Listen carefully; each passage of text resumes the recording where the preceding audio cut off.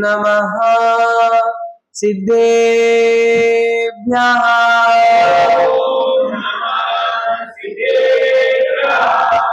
ॐ नमः सिद्धेभ्यः।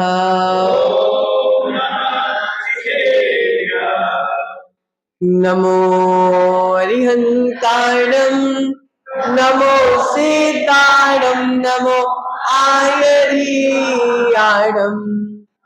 नमो वज्रायाणं नमो लोये सव्यसागुणम्।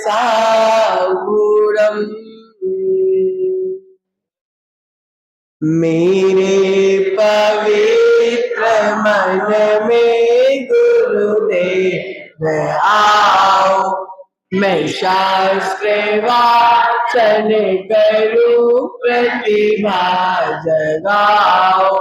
अयंत भाषित सभी श्रुत देवताओं, क्या बोलना अब मुझे तुम ही बताओ।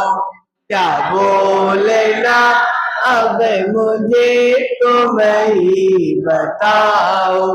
क्या बोलना अब मुझे तुम ही बताओ। जय बोलिए देवादिदेव प्रथम तीर्थंकर कुंडलपुर के बड़े बाबा की। देवादिदेव मूलनायक 1008 श्रेयांसनाथ भगवान की। जय बोलिए देवादिदेव मूलनायक 1008 शीतलनाथ भगवान की। जय बोलिए 24 तीर्थंकर भगवान की। आचार्य भगवंत श्री मांगतुंग स्वामी की। आचार्य भगवंत गुरुवर विराग सागर जी महाराज की। आचार्य भगवंत गुरुवर विशुद्ध सागर जी महाराज की। मम दीक्षा गुरुवरे आचार्य भगवंत विभव सागर जी महाराज की। अहिंसामय विश्व जैन धर्म की। सागर जी महाराज की। महाराज की।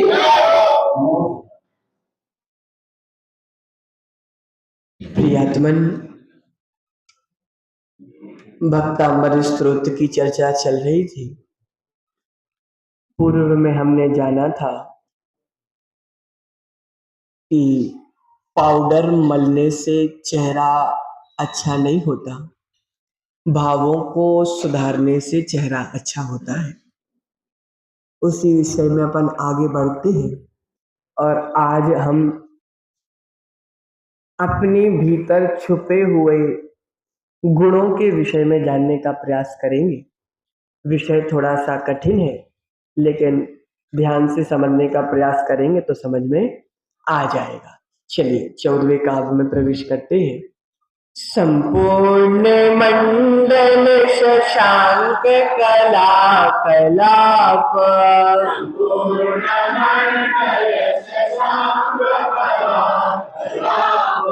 शुभा गुणस्त्रिभुवनं तव लंघयन्ति।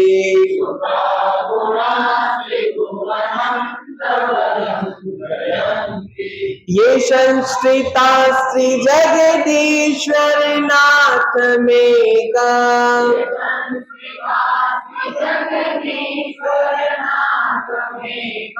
कस्ता निवारयति संसरितो यथेष्ट।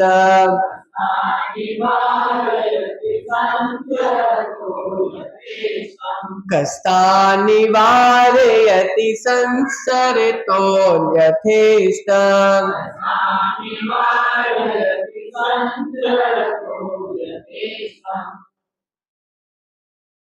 14वें काव्य में आचार्य भगवंत मांगतुंग स्वामी कह रहे हैं, तीन लोक के स्वामी। कौन?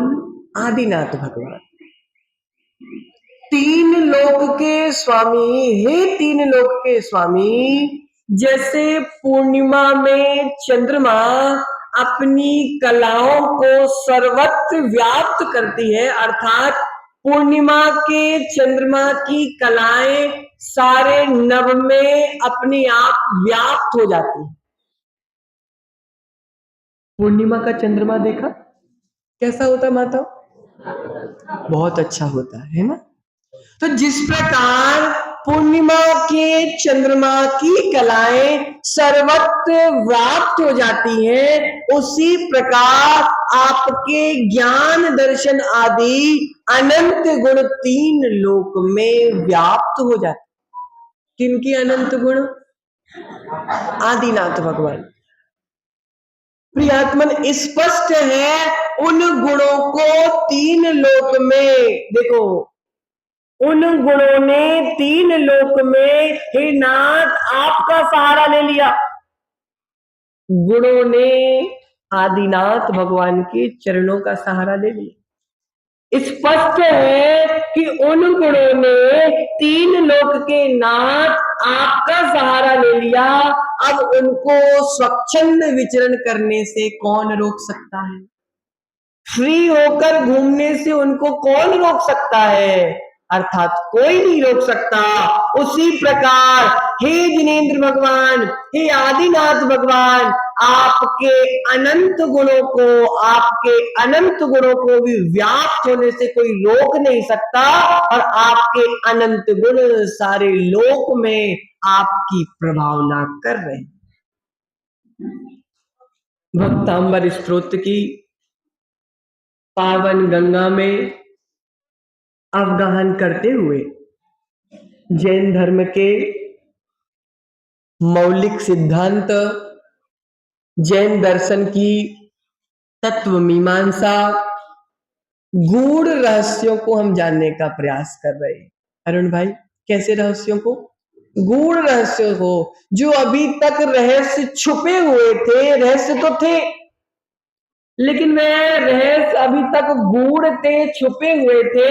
वह हम भक्तांबर के माध्यम से खोलने का प्रयास कर रहे हैं, जानने का प्रयास कर रहे हैं। आचार्य भगवंत कह रहे हैं, चेतना की समृद्धि पैसों से नहीं होती। चेतना की समृद्धि पैसों से नहीं होती, आत्मीय गुणों की समृद्धि होती है, तब चेतन गुणों की समृद्धि होती है। प्रियात्मन, द्रव्य की द्रव्यता अखंड होती है। एक द्रव्य के अनंत गुण होते हैं एवं अनंत गुणों की अनंत पर्याय होती है। आज उसी के विषय में अपन विचार करने का प्रयास करते हैं। आचार्य भगवंत पंचास्तिकाय ग्रंथ में एक गाथा दे रहे हैं, अन्नोनम पविसंता देवता ओगास ओगा समन समग्र मग्गस्य मेलंतावि मिच्चम सगम स्वभावम न विज्जहंती। जैन दर्शन का कोई रसायन शास्त्र है अक्षय भाई, जिसका नाम है पंचास्तिका, जिसमें आचार्य भगवंत बता रहे हैं कि एक द्रव्य दूसरे द्रव्य में प्रवेश करता है। ध्यान से समझना माता, एक द्रव्य दूसरे द्रव्य में प्रवेश करता है, एक द्रव्य दूसरे द्रव्य को ठहरने का स्थान देता है, एक द्रव्य दूसरे द्रव्य के साथ हमेशा रहता है। लेकिन अलग अलग द्रव्य अलग अलग ही रहते हैं, वे एक दूसरे अपना स्वभाव छोड़ते नहीं। ध्यान से समझना, वे रहते साथ में है किंतु अपने अपने स्वभाव में दृढ़ रहते हैं। मुन्ना भाई, अपना स्वभाव नहीं छोड़ते। देखो, पुद्गल के रूप में हम शरीर को देख ले और जीव के रूप में हम भीतर बैठी आत्मा को देख ले। अक्षय भाई, हमारा शरीर और हमारी आत्मा का संबंध कब से चला है?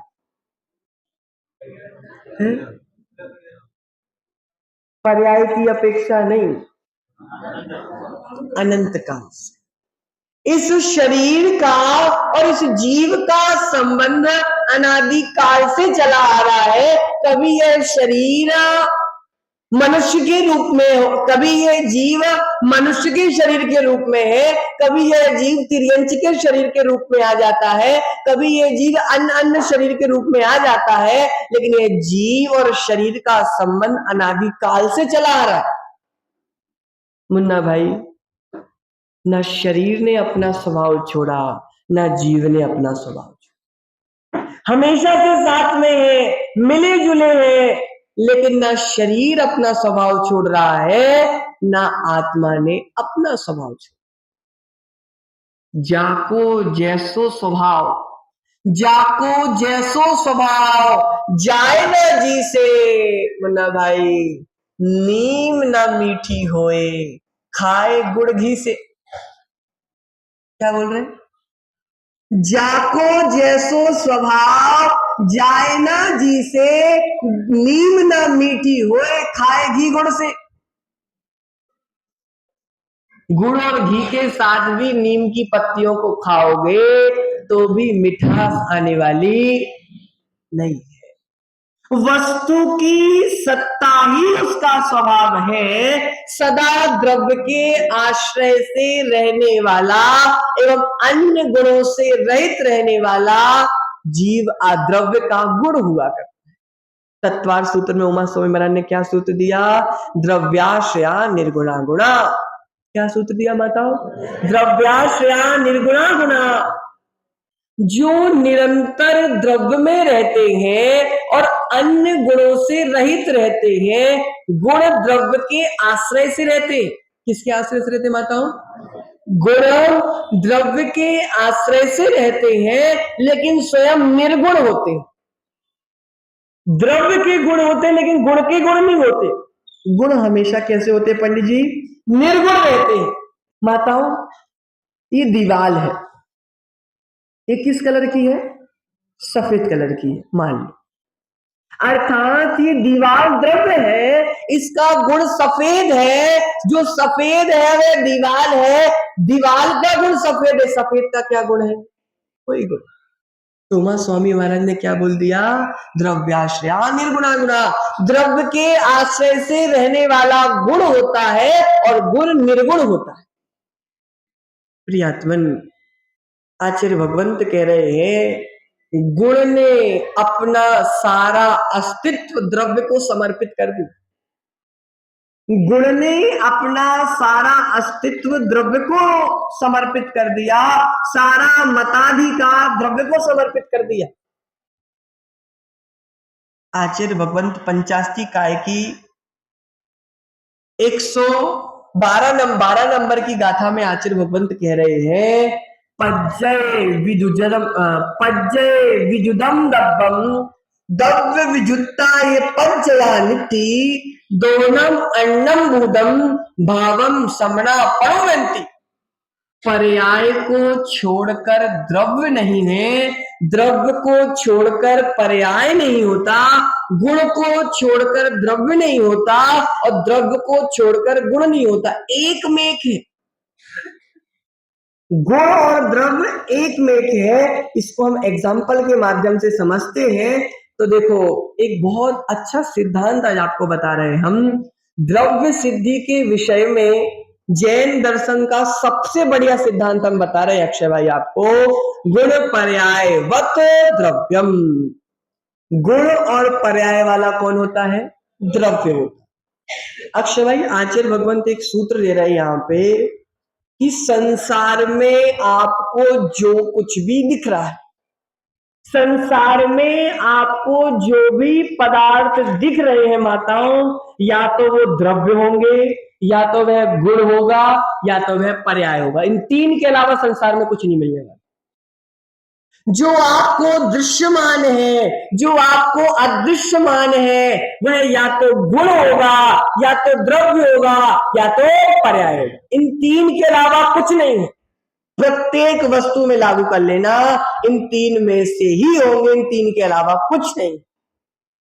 आचार्य भगवंत यहाँ पे कह रहे हैं, आप जिसे छू रहे हो, जिसे देख रहे हो, जिसका अनुभव कर रहे हो, या तो द्रव्य होगा, या तो गुण होगा, या तो पर्याय।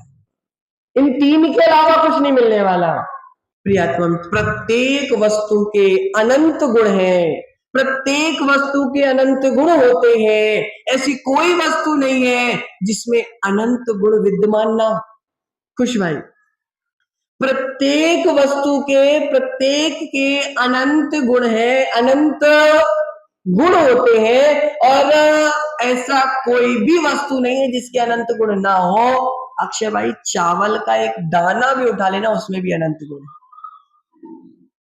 प्रियात्मन, एक एक गुण की अनंत अनंत पर्याय है। प्रत्येक द्रव्य की अनंत गुण है और अनंत गुण की अनंत पर्याय है। उसी तरह मैं जीव द्रव्य हूं। अरुण भाई, तुम कौन से द्रव्य हो? पक्का? पक्का।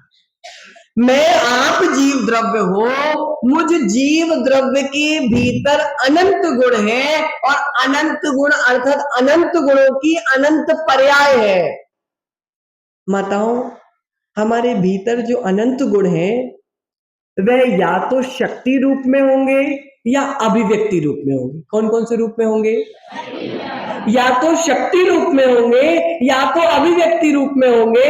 आचार्य भगवंत कह रहे हैं, बीज में वृक्ष है, किस रूप में? शक्ति रूप में। बीज में वृक्ष है शक्ति रूप में, ईंधन में अग्नि है शक्ति रूप में, तिल में तेल है शक्ति रूप में। लेकिन तिल में तेल है तो वो शक्ति रूप में, लेकिन जब तेल बाहर निकल के आ गया तो वह अभिव्यक्ति रूप में। क्या समझ में आया? तिल में तेल है, तिल में तेल बनने की शक्ति है तो वह अभी शक्ति रूप में है, और जब तेल निकल के आ जाएगा तो वह क्या हो जाएगा? अभिव्यक्ति रूप में हो जाएगा। अरुण भाई, ध्यान से समझो, बीज में वृक्ष है शक्ति रूप में, लेकिन जब वृक्ष उग जाएगा तो वह अभिव्यक्ति रूप में हो जाएगा। उसी प्रकार तुम्हारे पास भी अनंत गुण है, तुम्हारे पास भी अनंत शक्ति है, लेकिन अभी शक्ति रूप में है। जब तुम भी भगवान आत्मा, शुद्ध आत्मा बन जाओगे तो वही गुण तुम्हारे अभिव्यक्ति रूप में हो जाए। आया समझ में? प्रियात्मन, अंतर। मुन्ना भाई, तुम में और ऊपर बैठे श्रेयांसनाथ भगवान में क्या अंतर है? बोलो ना। तुम में और ऊपर बैठे श्रेयांसनाथ भगवान के अनंत गुणों में कोई अंतर है क्या? नहीं नहीं नहीं नहीं नहीं, बिल्कुल बनी बात है। हम तो अभी व्यवहार निश्चय की चर्चा नहीं करो। तुम में और तुम्हारे ईश्वर में कोई अंतर है क्या? बहुत बढ़िया। तुम्हारे भीतर भी अनंत गुण है, उनके भीतर भी अनंत गुण है। तुम्हारे गुण शक्ति रूप में है, उनके गुण अभिव्यक्ति रूप में है। मुन्ना भाई, ये अंतर समझ में आ गया, ये अंतर समझ में आ गया, तब तुम्हारे अंदर जाने की तैयारी प्रारंभ हो जाए। क्या ये अंतर समझ में आ गया तो अंदर जाने की तैयारी होगी। अगर ये अंतर नहीं समझ पाए तो अंदर जाने की तैयारी भी प्रारंभ होने वाली नहीं है। प्रियात्मन, जब मैं ही अपने अनंत गुणों का स्वामी हूं, अक्षय भाई, तुम अनंत के स्वामी हो कि अनंत गुणों के स्वामी हो? बोलो ना। आप अपने पुत्र अनंत के स्वामी हो कि आप अपने अनंत गुणों के स्वामी हो? हाँ, मैं किसी का स्वामी नहीं हो सकता, मैं तो अपने अनंत गुणों का ही स्वामी हूं। प्रियात्मन, दूध एक बार तप कर, दूध एक बार तप कर दही बन जाता है। दूध एक बार तप कर दही बन जाता है, दूध एक बार तप कर घी बन जाता है। मुन्ना भाई, फिर दूध से घी बन गया तो घी से दूध बनने वाला नहीं। माताओं, तो किसी ने ऐसा किया क्या? घी से दूध बनाया हो? नहीं बना। प्रियात्मन, आचार्य परमेष्ठी यहाँ पे कह रहे हैं कि दूध एक बार तप कर घी बन जाता है, वह वापस दूध नहीं बनता है। बीज को एक बार जलाकर तुमने राख कर दिया, वह पुनः बीज नहीं बनता है। छिलके से धान एक बार निकल गई, फिर वह धान जो छिलके से एक बार धान निकल जाती है वह पुनः धान उत्पन्न नहीं होता है, वैसे ही आत्मा एक बार शुद्ध हो जाती है तो वापस संसार में न संसार में जन्म करती है, न संसार में मरण करती है, अरुण भाई न संसार में भ्रमण करती। क्या एक बार अगर आत्मा शुद्ध अवस्था को प्राप्त हो गई, शुद्धि कैसे होगी बताओ? आत्मा की शुद्धि कैसे होगी? अर्थात जब आत्मा के संपूर्ण कर्मों का क्षय हो जाएगा तो आत्मा शुद्ध हो जाएगी। फिर जब आत्मा शुद्ध हो जाएगी तो न संसार में जन्म करेगी, ना मरण करेगी, ना भ्रमण करेगी। प्रियात्मन, संसार के भ्रमण चक्र से मुक्त होने के लिए अरुण भाई अपने गुणों की स्वतंत्रता का बोध होना अनिवार्य है। संसार के भ्रमण को रोकने के लिए अपनी आत्मा के अनंत गुणों की स्वतंत्रता का बोध होना अनिवार्य है। मेरे पास अनंत गुण है, मैं स्वतंत्र हूं, परतंत्र नहीं हूं। अरुण भाई, तुम स्वतंत्र हो कि परतंत्र हो? स्वतंत्र हो, लेकिन अभी ऊपरी से तो परतंत्र हो। लेकिन आचार्य भगवंत कह रहे हैं कि जिसको एक बार अपने गुणों की स्वतंत्रता का बोध हो गया वह जीव कभी अपने आप को परतंत्र मान नहीं सकता। माताओं, जो मेरे भीतर गुण है वही गुण मेरे ईश्वर के भीतर है, इसलिए मैं एक दिन ईश्वर बनने की शक्ति रखता हूं, इसलिए मैं स्वतंत्र हूं, मैं किसी दूसरे के ऊपर डिपेंड नहीं हूं। बताओ, संसार में हो तो जरूर डिपेंड होगे किसी के ऊपर, लेकिन वास्तविकता में अगर निश्चय दृष्टि से देखा जाए तो प्रत्येक जीव स्वतंत्र है, कण कण स्वतंत्र है, कोई भी किसी के पराधीन नहीं है। प्रियात्मन, अरुण भाई कितने बेटे हैं तुम्हारे? 2 बेटे हैं। दोनों बेटों की संपत्ति में बंटवारा कर दिया तुमने? अपनी संपत्ति का दोनों बेटों के बीच में तुमने बंटवारा कर दिया। प्रियात्मन, संपत्ति का बंटवारा तो कर दिया, लेकिन जो तुम्हारी वास्तविक संपत्ति उसका बंटवारा नहीं कर सकते। समझना बात को।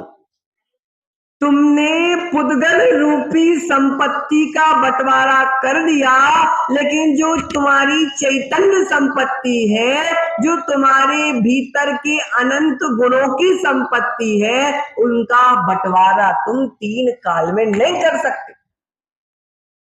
यही आचार्य भगवंत यहाँ पे आज बता रहे हैं कि पिताजी कहते हैं कि मैंने बेटे को सब कुछ दे दिया। मनोज भाई, तुमने अपने बेटे को सब कुछ दे दिया, मैंने अपने बेटे को सब कुछ दे दिया, लेकिन जिनवाणी कह रही है कि तुमने अपने बेटे को कुछ भी नहीं दिया और ना तुम कभी अपने बेटे को कुछ दे पाओगे। समझ रहे बात को? इसलिए अभिमान नहीं करना। अच्छा भाई, अभिमान नहीं करना कि मैंने दे दिया, मैंने दे दिया, मैंने दे दिया। तुमने जड़ संपत्ति तो दे दी, लेकिन चैतन्य संपत्ति तुम कभी दे नहीं सकते। आचार्य भगवंत कह रहे हैं,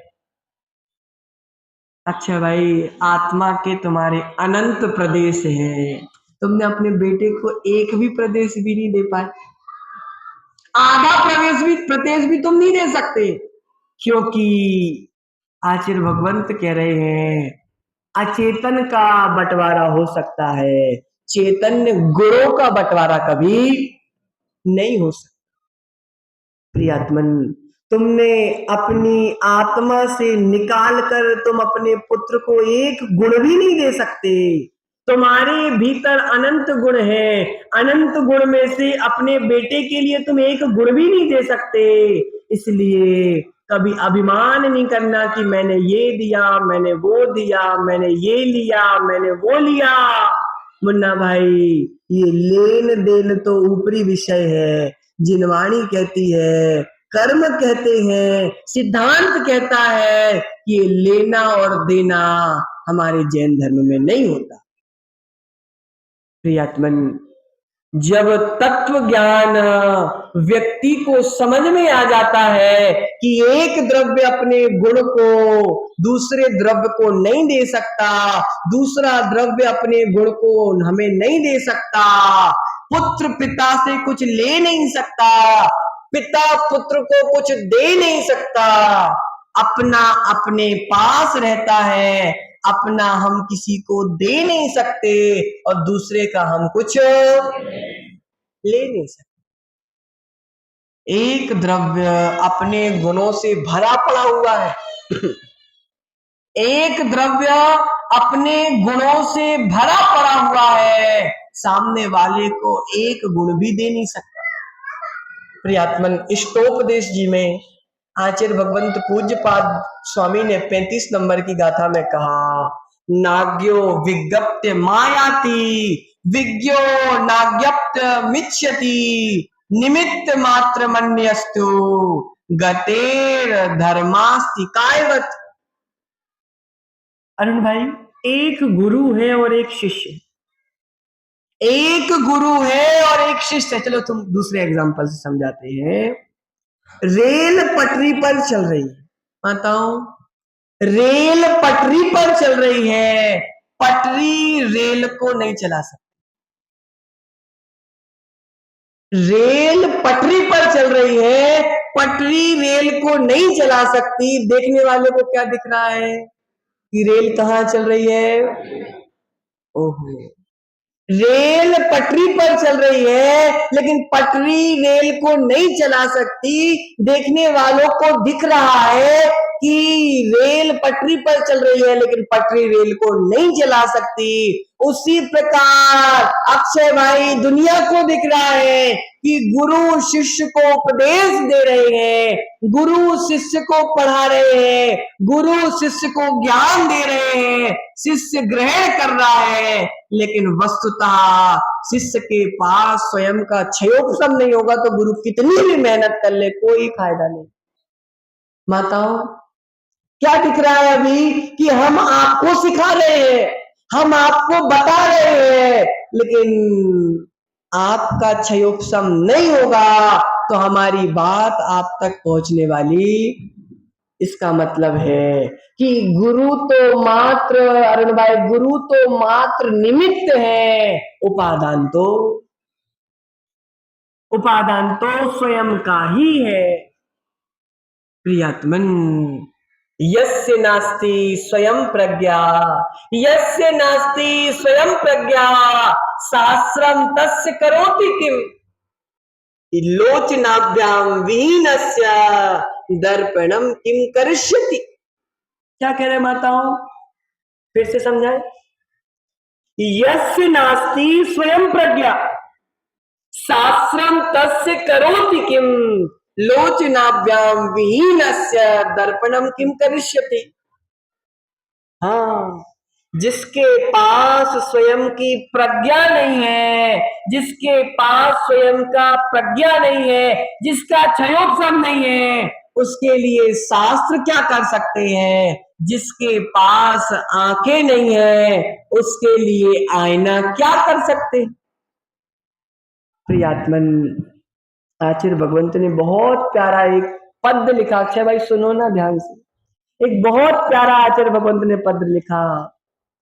अहो अकिंचन मैं हूं मेरा इस जग में क्या है।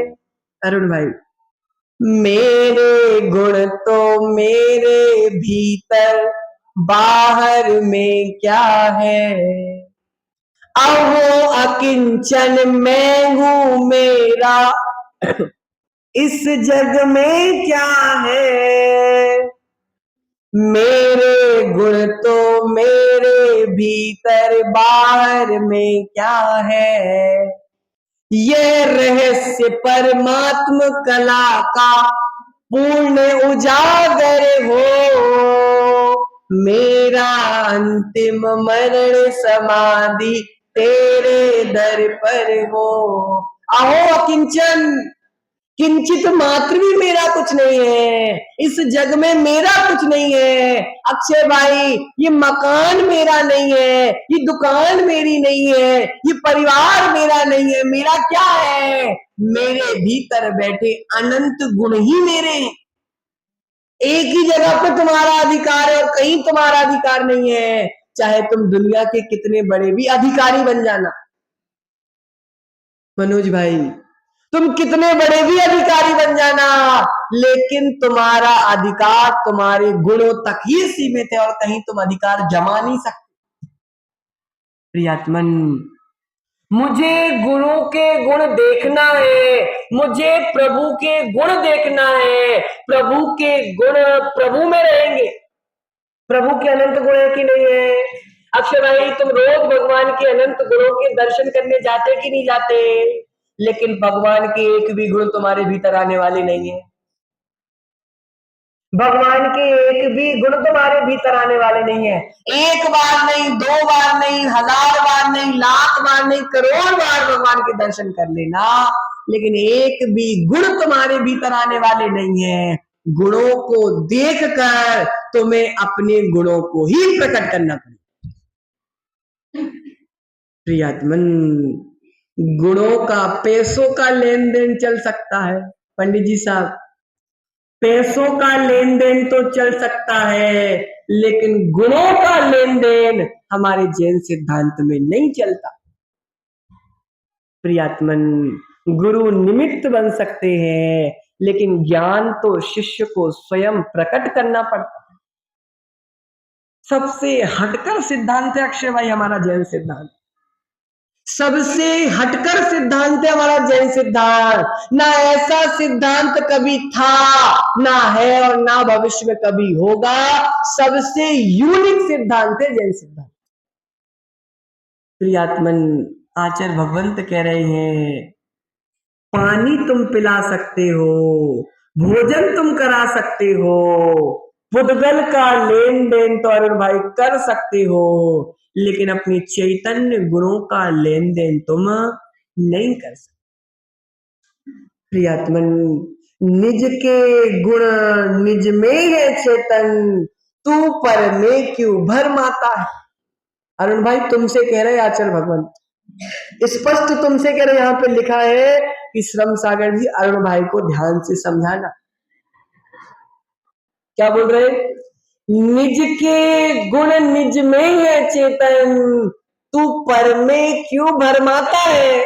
जब तेरे गुण तेरे अंदर है, सारी शक्ति तेरे अंदर है, सारे गुण तेरे अंदर है, भगवान बनने की शक्ति तेरे अंदर है, नरक जाने की शक्ति तेरे अंदर है, त्रियंच बनने की शक्ति भी तेरे अंदर है, सब कुछ करने की शक्ति तेरे अंदर है। फिर क्यों तू दूसरे के पास घूमता है? फिर क्यों तू संसार में भरमाता है? अगर तुझको भगवान बनना है तो संसार के पास नहीं, अपनी आत्मा के पास आने की आवश्यकता है।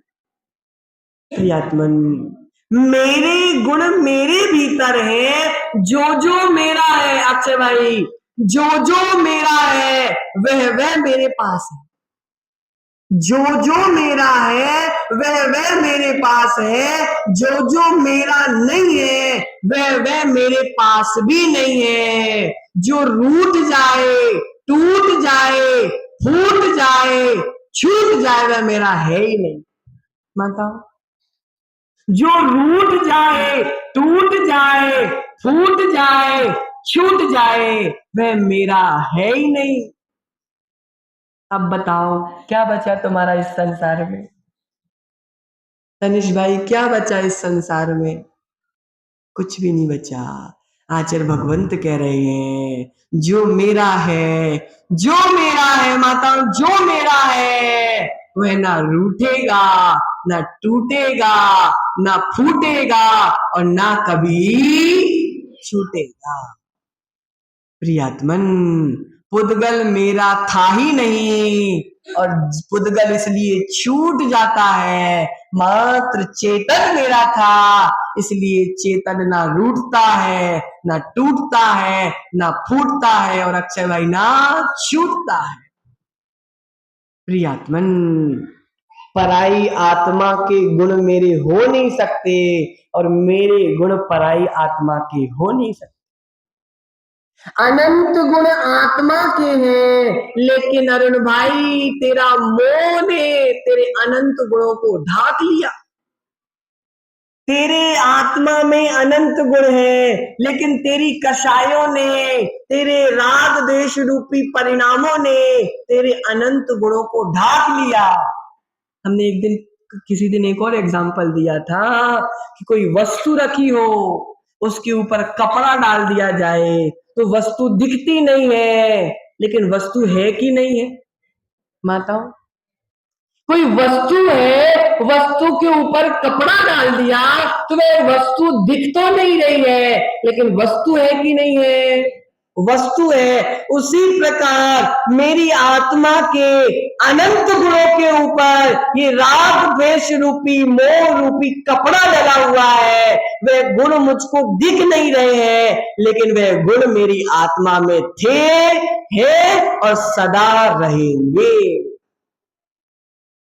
प्रियात्मन समझो, आचार्य भगवंत कह रहे हैं, जब अरुण भाई भगवान महावीर ने शेर की पर्याय में भगवान बनने का संकल्प कर लिया था, जब भगवान महावीर ने शेर की पर्याय में भगवान बनने का संकल्प कर लिया था, जब भगवान पार्श्वनाथ ने हाथी की पर्याय में भगवान बनने का संकल्प कर लिया था, तो अरुण भाई तुम भी इस मनुष्य पर्याय में भगवान बनने का संकल्प कर सकते हो।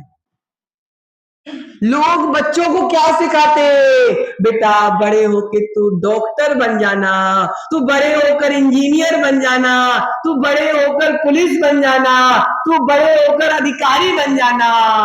लेकिन माताओं, तुम अपने बच्चों को ये क्यों नहीं सिखाते कि बेटा तू बड़े होकर भगवान बन जाना?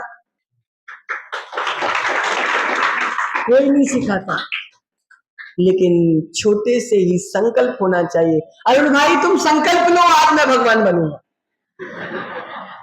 प्रत्येक लोग यहाँ जितने बैठे हैं सब संकल्प करो, मैं भगवान बनूंगा। बोलो, मैं भगवान बनूंगा। आज नहीं, 10 भाव में, 20 भाव में, 1000 भाव में, लेकिन माताओं संकल्प तो लो, मैं भगवान बनूंगा। जब तक संकल्प नहीं होता, जब तक कार्य की सिद्धि नहीं होती, इसलिए संकल्प बड़ा जरूरी है। प्रियात्मन, बहुत बड़े बड़े ख्वाब देख लिए संजय भाई, मैं इतना बड़ा पैसे वाला बनूंगा, मैं इतने सुखों को भोगूंगा, मैं इतना बड़ा काम करूंगा। एक बार संकल्प लो कि मैं सब करूंगा, लेकिन मेरा लक्ष्य क्या है कि मैं भगवान बनूंगा। प्रियात्मन, अनंत गुणों के स्वामी हो तुम, अनंत गुणों के स्वामी हो तुम। भगवान बनने के लिए जो जो चाहिए, जो जो चाहिए, माता रजावत तुम्हारे भीतर सब है। जो जो चाहिए भगवान बनने के लिए वह सब है, थोड़ा सा ढूंढना पड़ेगा, थोड़ा सा खोजना पड़ेगा। अरुण भाई, एक व्यक्ति विदेश गया, अलग अलग कंपनियों को देखा, उसने सोचा कि ये काम तो मैं भारत में जाके मैं भी कर सकता हूं। वह भारत में आया और उसने भी वही काम चालू किया और उसमें वह सफल हो गया। उसी प्रकार तुम रोज खांडू कॉलोनी के मंदिर रूपी विदेश में आते हो और रोज श्रेयांशनाथ भगवान की कंपनी को देखते हो, तुम रोज शीतलनाथ भगवान की कंपनी को देखते हो, तुम रोज 2400 भगवान की कंपनी को देखते हो और देख के क्या सोचते हो कि मैं भी ऐसी कंपनी खोल सकता हूं। अक्षय भाई, अशोक भाई, तुम रोज कंपनी देखते हो, लेकिन संकल्प कर लो कि मैं भी ऐसी कंपनी खोल सकता हूँ। प्रसून भाई, जिस दिन संकल्प कर लोगे, जिस दिन संकल्प कर लोगे, उसी दिन से संकल्प के अनुरूप आचरण आ जाएगा। भगवान बनना है प्रसून भाई, भगवान बनना है। आज हम भगवान बनने का उपाय बता देते हैं। भगवान बनने के लिए, भगवान बनने के लिए केवल क्या चाहिए? सम्यक दर्शन, सम्यक ज्ञान और सम्यक चारित्र, और कुछ भी नहीं चाहिए। प्रियात्मन, आज का समय हो गया। वैसे कहना तो ऐसा है कि अभी इस विषय पे और भी लंबा कह सकते हैं, लेकिन थोड़ा थोड़ा देने से क्या होता है, पचना भी चाहिए। ज्यादा दे देंगे, भोजन अगर ज्यादा कर लिया जाए तो फिर पचने में थोड़ी समस्या होने लगती है।